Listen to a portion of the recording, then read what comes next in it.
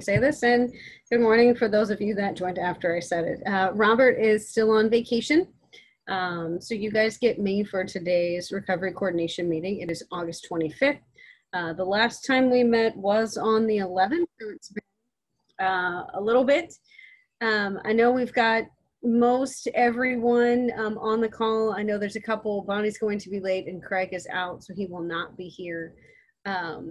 So we will just go ahead. Anything from our leadership before we go into our RSF updates? Anything outstanding from the last? No, I mean, I think I would just say that we have not heard anything from the state yet on CARES Act funding, which is not surprising. But we really appreciate everyone's help and support in putting all that together.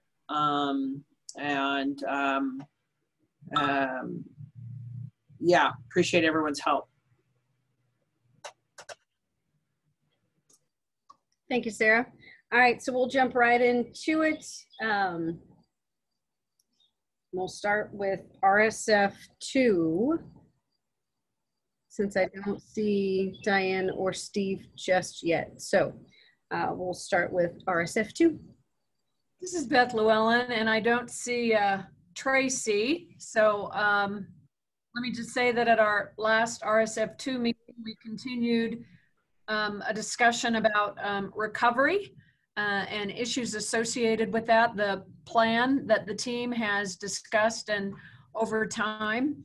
The one thing to share is I think the dominant feeling is that for RSF 2, oh, and there's Tracy, yeah, that it doesn't feel like we're in recovery.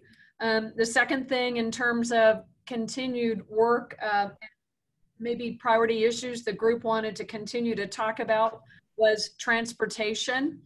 And so to that end, at our next meeting, which is this Thursday, the Director of Transportation from the city has been invited to attend, and so that the team can have more of a conversation around transportation.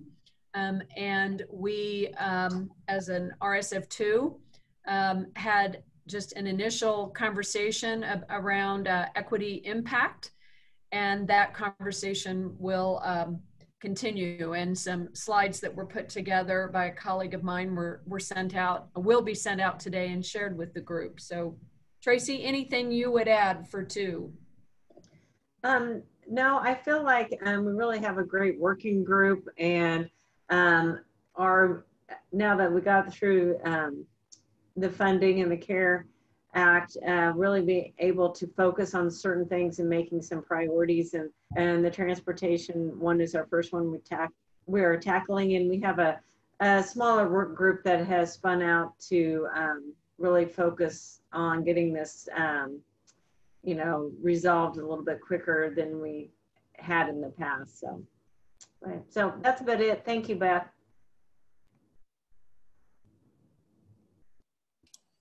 Thank you both. Any questions for RSF 2? All right, RSF 3. I think I saw Jill on. Yep. I don't have any significant updates. Our work group will meet again on Monday, and that's our standing meeting. We continue to have conversations on, we have a planning group that's been working together on the supported campsite and associated with our fourth focus area that's been in our work plan. So we're making forward movement on that and continue to meet, and yeah, just anxious to hear back on the CARES Act funding for the housing stabilization work. Thank you, Jill. Any questions for RSF 3? All right, RSF 4. I know we've got Julie on, but if you want me to brief for education, or if one of our leadership wants to brief on our Education Unified Command, since that's really transitioned over that direction. I was just going to say RSF 4 is suspended meeting while the EUC meets twice weekly. So all the same folks are in that. I don't feel competent to brief for the EUC. Sarah, do you want me to brief on that, or do you want to? Okay, I think I saw you shake your head. You can start, and then maybe Dr. Lewis and Russ and I can Julie can chime in if there's other things we want to add. Oh, please do chime in at any point. So what's been released is the Phase 3 opening guidance, as well as a complementary document to help education institutions, mostly K through 12. There's a little bit of higher education in that, but mostly K through 12 guidance that would provide a minimum standard for reopening. So the public health has put out the metrics, so those are on the website where the public and the community can go and find what phase we're in at any given time. So those documents have been provided. Again, as Julie mentioned, we meet twice a week right now. Our next focus is on childcare and looking at childcare specifically for our institutions, staff, faculty, to try and identify some locations. So a survey will be going out to our superintendents and our principals for our private schools to identify what that need actually is, so that we can start building plans based on data and not guessing what that looks like. So that process is starting. Otherwise, we're looking at some of the plans that have been submitted by the schools to just make sure that they've been vetted through and they meet the standards, or we're answering any specific questions that the superintendents have, passing those through our safety team, which includes Dr. Scrimsher and Dr. Marcelino, as well as the KU's Pandemic Medical Advisory Team, to make sure that all of our decisions are science-based and we have the right information going out at any given time. So leadership, anything else you'd like to add to that? Jillian, a separate thought or comment that I have. Beth, your comment caught my attention, if I understood it right, about how this sort of doesn't feel like recovery. And I agree with that. It feels like what we're doing is vigilance and operationalizing what it means to be in a community dealing with a pandemic. And I only bring that up because I think that words carry weight, and to state the obvious, but you know, how we signal ourselves and how we signal the community and other constituents that might be rooting for our success and might also be very willing to point out where we have it wrong, just makes me think about that notion, about in fact, are we managing recovery or are we managing vigilance during a pandemic? And so that just caught my attention. It makes me kind of go up into my head and think about what that means and whether or not we're sending ourselves and others the right signal about the reality of the situation. So I just sort of throw that out there. I know that's a weird thought, but caught my attention. This is Sarah. Yeah, Russ and Beth, I agree. You know, I think we thought when we transitioned out of unified command and tried to set up this team that like we knew it was just an extension, but I think even the name recovery sort of implies something that perhaps we're not there yet. And you know, maybe it impacts our objectives, our goals, our you know, what folks are doing. And, you know, it's probably good to check in from that perspective. Well, since we're being philosophical, I'll jump in too. You know, words do matter, Russ, and I think the word recovery kind of doesn't really help us here in public health often when people want to say, well, let's full speed ahead now. And we're trying to say, no, we still are in phase 3. I mean, that's the other piece to this. We're not to phase out. And I haven't seen any indication that that's coming soon. And so, yeah, it's creating a bit of a headwind for public health, at least.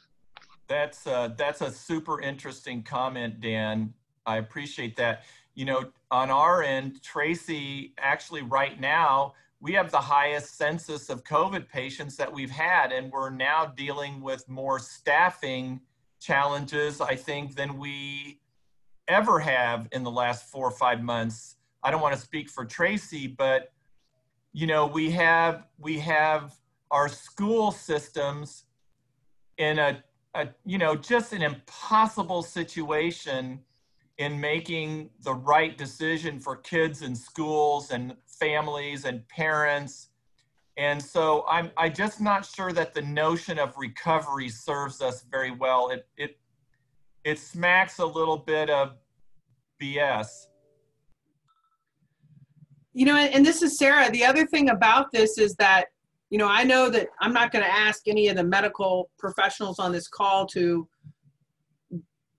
make a prediction on when this is over. But I think there's part of this notion that we're still all sort of thinking like any day now, we're going to get a vaccine.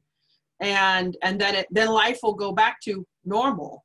And the more and more I read, and I'm not a doctor, is that we're going to be living with this for potentially years, as to how, you know, how we respond to a vaccine, what is it going to, you know, how will that work? Is it going to be, will you be cured?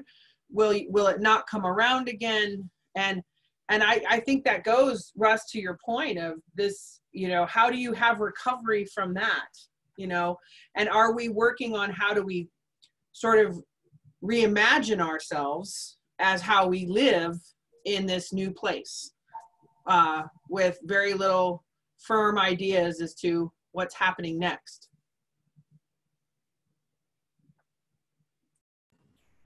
Russ, I appreciate you bringing up this point, and I agree with all the comments that have been made. It seems to me that consistency in communication and engagement and a common theme from this group and Education Unified Command, everybody, is super important right now. So we need to make sure we're on the same page and carry that consistent message forward. And rebrand. We can't be the recovery team right now. I agree with that.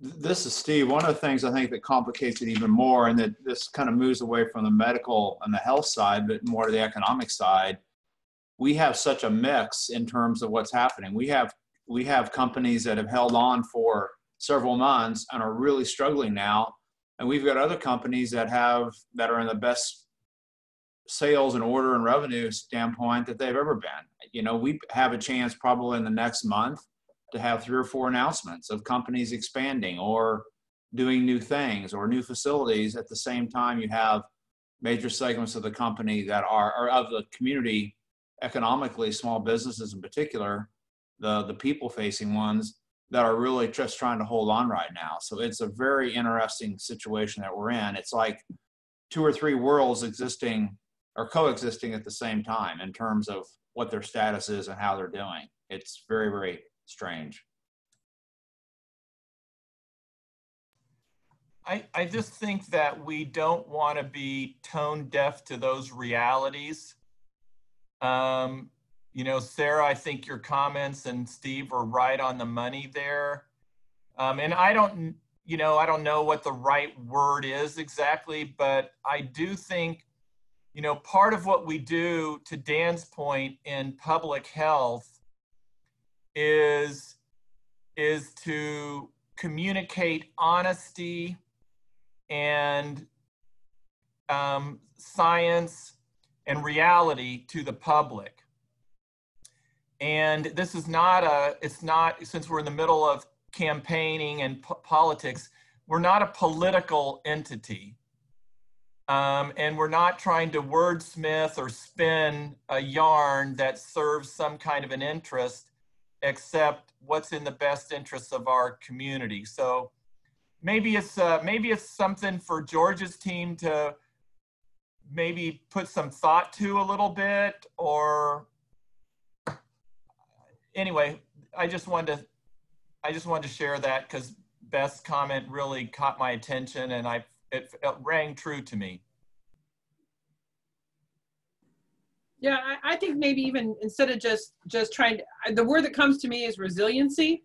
You know, that, you know, we're all trying to find a way to become resilient, and I do think, like, those of us that are listening in on the education calls and on that process, like, you know, it's just so hard right now to do anything right, and so, you know, feeling our way through that I mean, pain of our community as to how do we do this, and I almost feel like we need, like, collective community therapy on how to handle this trauma, and you know, the things that Dr. Lewis's team and Chancellor Gerard and Julie's team have been going through. I almost wondered, instead of just rebranding, Russ, I almost, you know, want us to maybe go back and look at the objectives and sort of make sure that we're organized correctly, and those speak to where we are,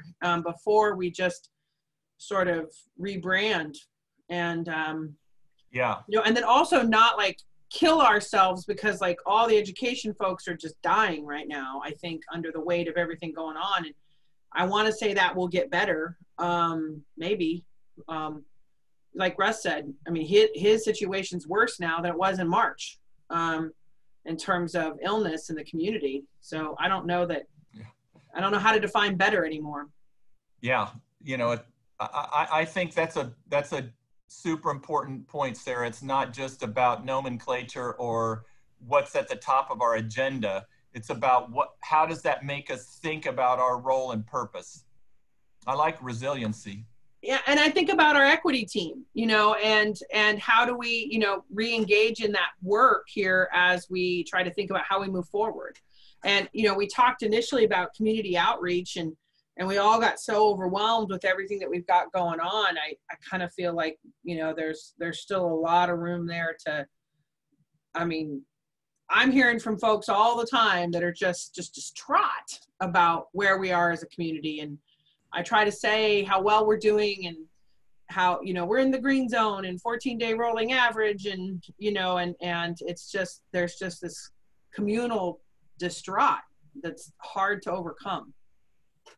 We definitely need to be factual and follow with science, but we have hope as well. And the mental health aspect is a part that is most troubling to me, in addition to the physical health and the economic health. So an element of hope, if we wash our hands, social distancing, do all those things, behave ourselves, we will get through this, we will get better, we'll be stronger, we've got great relationships. So resiliency is fine. Communication, hope needs to be in between the lines somewhere. I agree with Bonnie. And I agree with everything that's said. We probably, when this recovery team was set up, we were trending in a much different direction than we are now. I like resiliency. I want to be cautious that I think we also need the message that we need to learn how to function with this in our community, because it's not going away anytime soon, so that those that are, that to Steve's point of businesses that are growing and people that are operating aren't looked at that they're wrong in trying to function and move forward with this disease around us or virus around us. So, but I don't disagree. I think maybe looking back at the mission and understanding, making sure we're meeting the needs of the community might be the right step. But I worry about changing the word, that then signals doom, you know, or that we're concerned or worried, you know. So my 2 cents. No, and I totally agree with what you're saying there, Julian. I think but you know, it's just, I'm mindful of it when I hear from members, like, of the economic community, they're like, you know, we're holding on by a thread. And I'm like, well, you better keep holding, because this ain't over. And that's what I worry about, is, are we really if our notion was just to wait this out, you know, is that the best objective and strategy?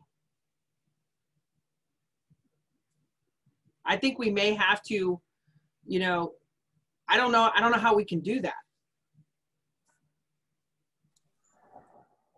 So Sarah, if I could recommend, or at least what I'm hearing is that maybe Unified Command Leadership have a side conversation about relooking at our objectives and our mission, and maybe reframing where we're headed and rework that as a team, and then bring that back to this group for the next meeting and talk about that, whether it's rebranding or purpose or mission and what that means looking forward, maybe adjusting some of our communications. Does that sound like a plan? Yeah, and I think so. And I guess I would invite RSF leaders.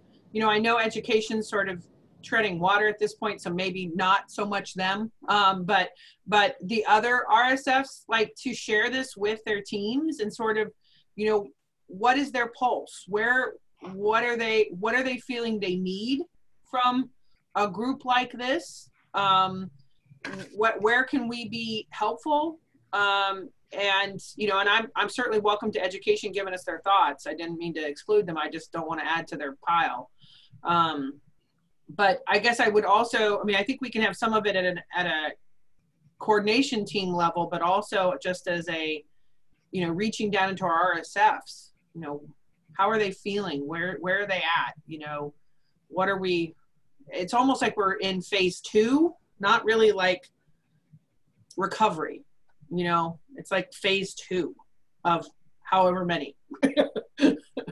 Well, this is Jill, and I would say, you know, one indicator that's that affirms this conversation in my mind is, you know, there's been significant pressure put on the Lawrence Community Shelter to expand its capacity and the number of people that they can serve, and they're simply not able to do that because they just don't feel like the environment is right for them to be able to go back to even half of the capacity that they were at pre-COVID. But there's still an expectation out there that they should be doing more, but they're just still trying to mitigate as best they can. Jillian, this is Dan. I endorse your thoughts there, and I would just throw out that I think George should at least listen in on that as he helps brand the communication strategy, that he gets that firsthand. Yeah, and I'd be willing to add Carrie or any other, you know, if there are other resources from the PIO team to help George in that work, because I know he's still got a lot on his daily plate. And I'm sure maybe the city could help. I love volunteering the city when they're not here. Porter might be willing to help out too. So, oh, there she is. Hi, Diane. And Sarah, I believe Porter and Maureen have both been engaging with Carrie and George and offering support, and they have been lending that hand. So I would think that's not outside of the realm of what's currently already happening. Yeah, and Lindsay Slater in our office is a rock star, and she'd be a great value too.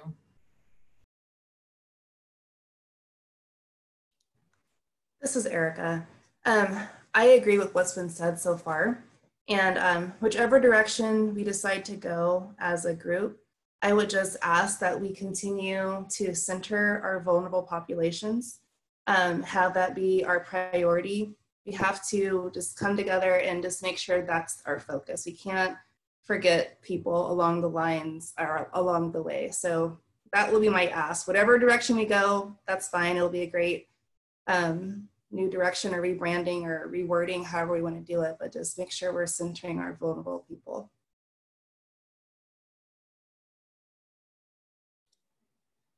Thank you, Erica.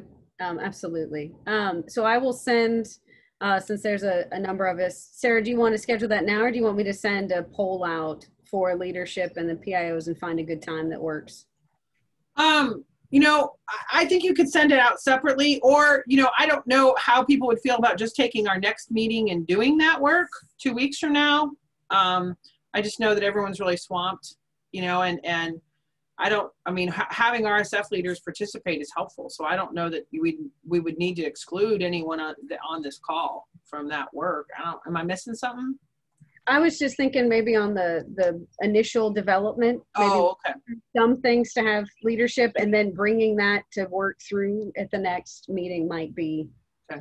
So I'm just trying to be respectful of people's time. I am fine trying to schedule it outside of this, or just making our next call a little bit more exclusive. I'm sensitive to time. I appreciate that, Sarah, because you're right. But hopefully we can hammer this out in 30 minutes and be very focused on what the conversation. And so hopefully we can find 30 minutes in the next week or so for us to get together. If not, send a representative. Jillian, if you're able to accomplish that, then I'm all in. I am not probably perhaps as optimistic of getting everyone's calendars in the next week for 30 minutes, but I think we can try. Challenge accepted.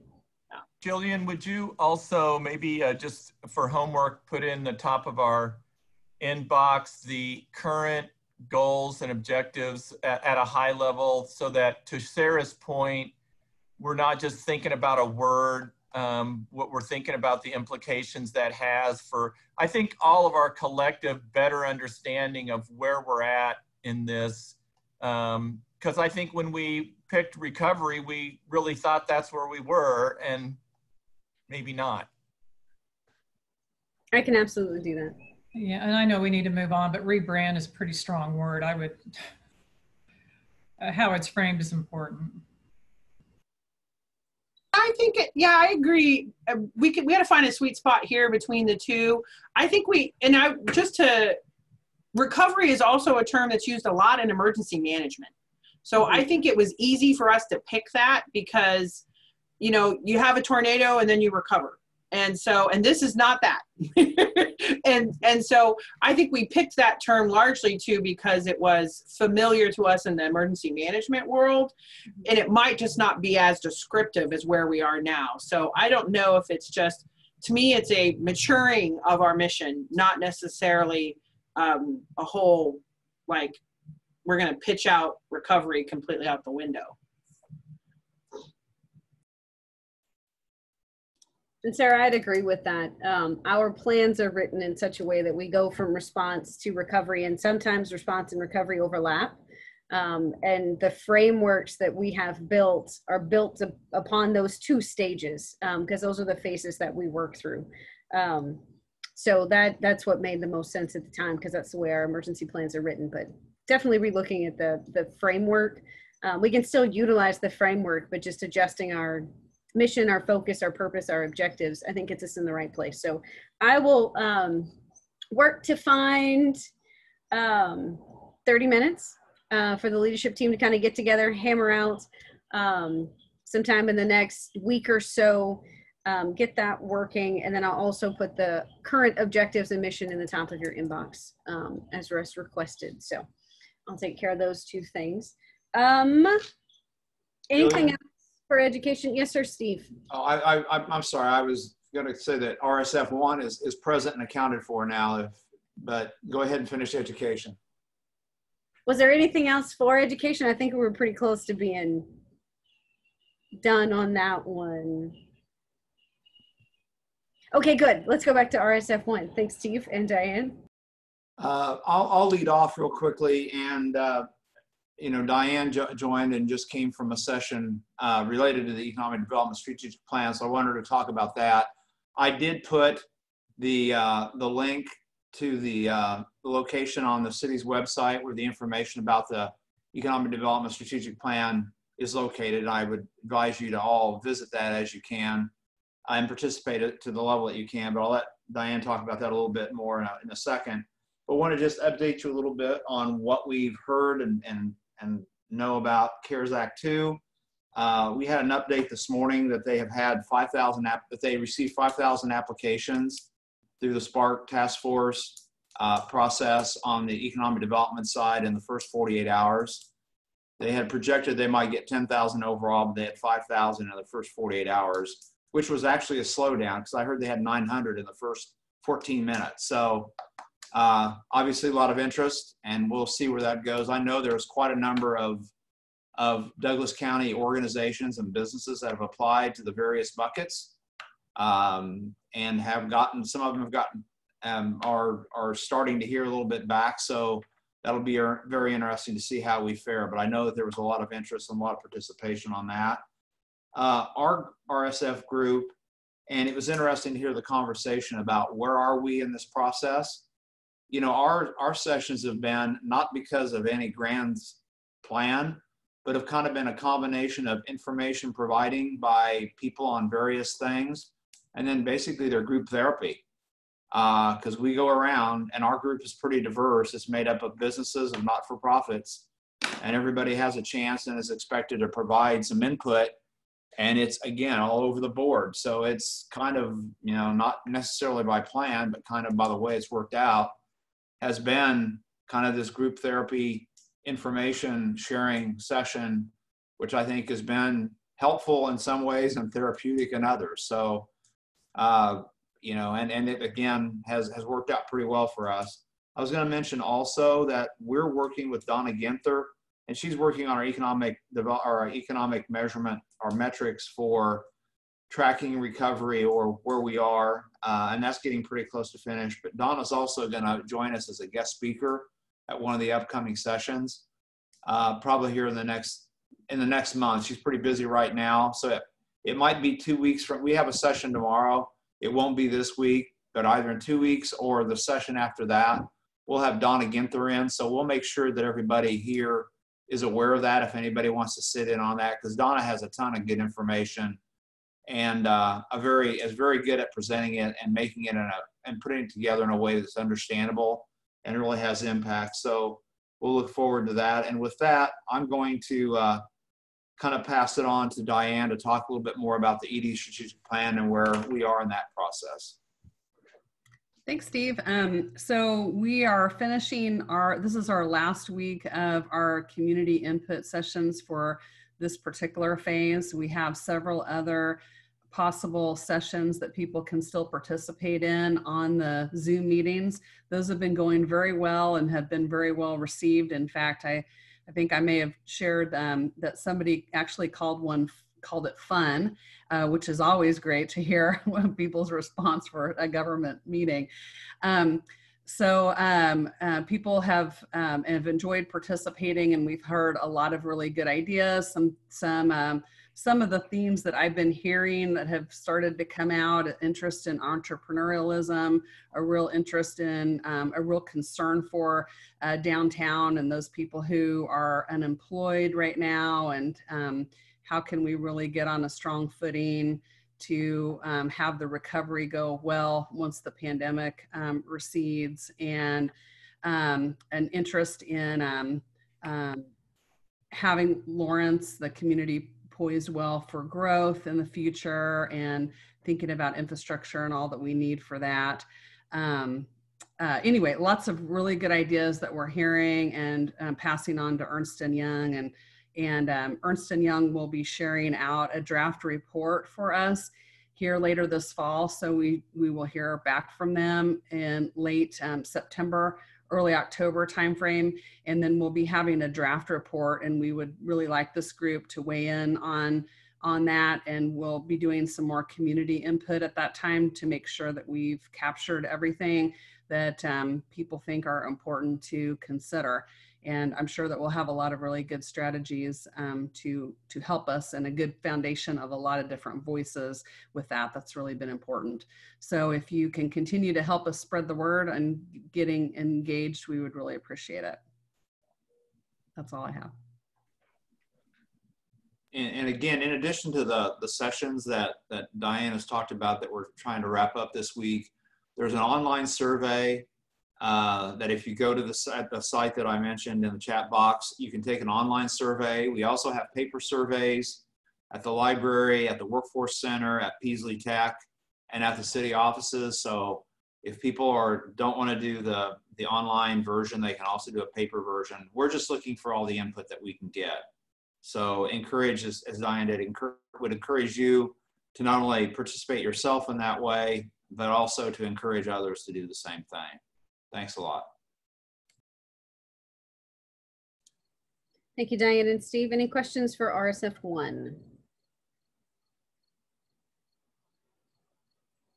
All right, hearing none, let's jump up to our PIOs. I would just add to the really good discussion earlier. Carrie mentioned in the chat that we've been using response and recovery when talking about the work, but referring to this group as the COVID recovery coordination team. I guess from my perception, a lot of that comes from the work with the CARES Act process and all that. But I totally agree with that. It sounds like a great plan moving forward on how to refocus, and the best way to talk about that for the community. A lot of the communications has been also focused on the response since we've basically started these meetings, given with the case situation, what has happened with the community more open up. And, we just continue to do that. And a lot of the PIO work has been supporting the Education Unified Command with the guidance coming out and recently as well. But I guess I would say Carrie and Lindsay, I've probably done the most on the recovery part with the CARES Act and getting that information out. So that's, yeah, I think we have a meeting this afternoon, a regular call with the PIOs that touch this group, a lot of the names that people threw out today. And I think Jillian will be there so we can bring that up and figure out how to best be helpful with that next discussion too. And that's all I have, Jillian. Sarah, I saw you on mute. Well, George, I think I had I do think that as we think about continuing this work, and I'm just really grateful for the work of Dr. Scrimshire on the Education Unified Command with Dr. Marcelino. This is just so hard. I think you guys are doing an excellent job. However, excellent work is never done. And I just wonder if there are other things we can do to, sort of step up in the community, how, we're leading with medicine, and letting the community hear directly from the doctors. I know I appreciate the Pandemic Medical Advisory Team being concerned that they don't want to say approved and then someone gets sick. I totally get that.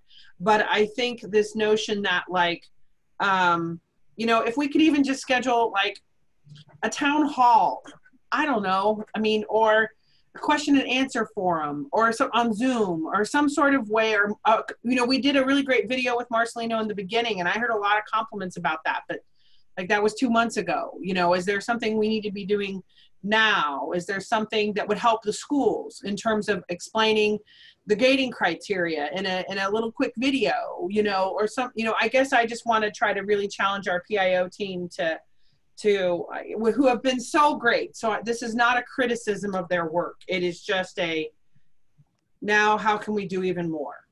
And are there additional things that we can talk to the community about? Because, frankly, they're worried, and I understand. It's just hard to, we just can't keep throwing information at them and just hoping it's landing. Thank you, Sarah. I know the LMH is also, they're working on a back to school video, and I believe Dr. Scrimshire and Marcelino are in it. But I think it's still in progress. If it's not happening fast enough, we can figure that out too and figure out the best way, but not to make excuses. George, this isn't about blame. I know you guys are working your tail off. No, I didn't want to not answer your question. Sorry. Yeah. And I know we've got some more money coming in the CARES Act for some additional communication support. So, I just think that if there, I spent an hour and a half, Sonia knows, on the phone Friday afternoon with a woman who was very worried about saliva on ballots.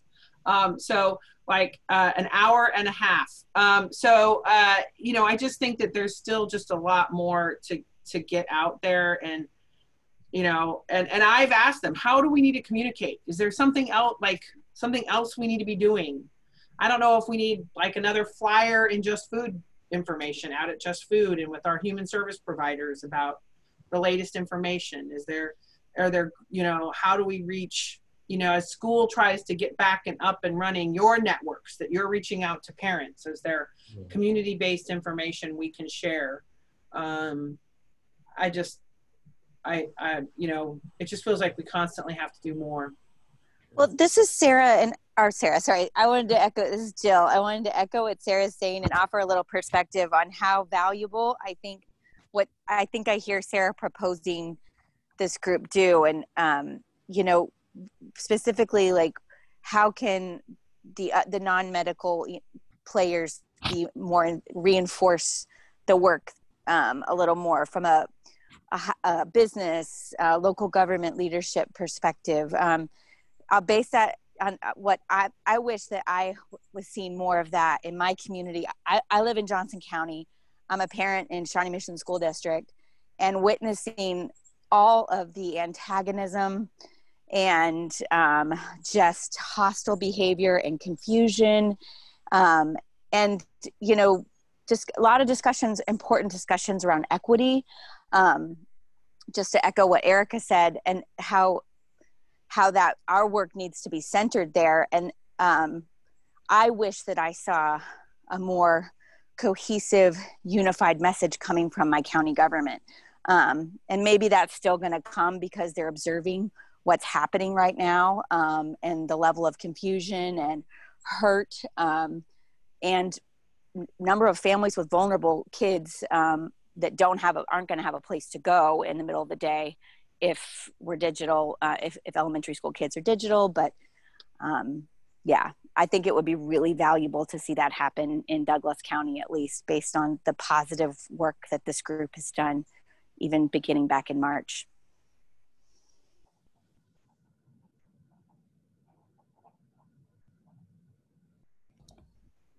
Thank you all. Anything else, George, before we? No. Awesome. Thank you, guys. And I look forward to our meeting this afternoon as we continue to work for and identify new ways to reach our community. Equity, anything additional? I know.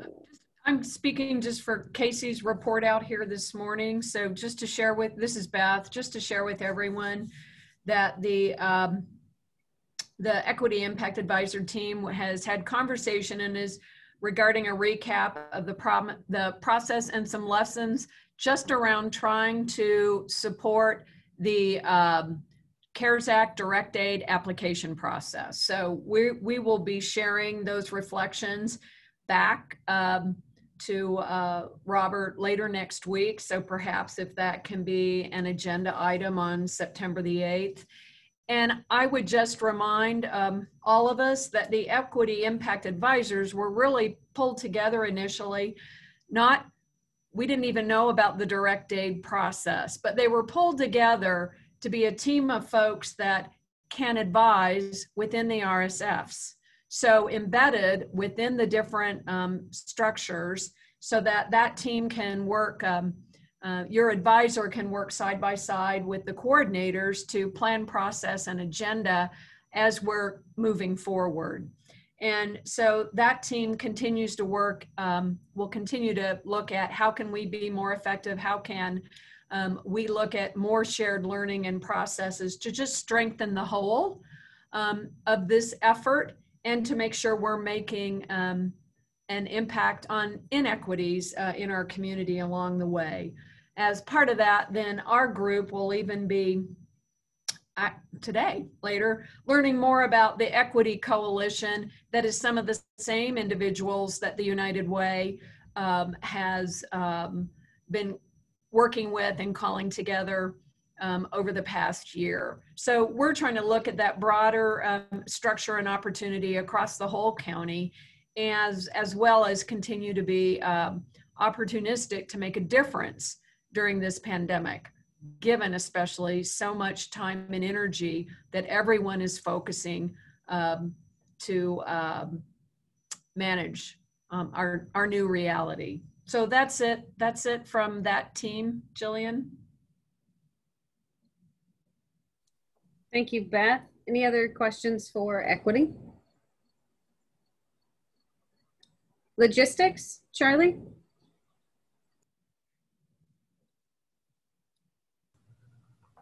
We have nothing to report in logistics this week.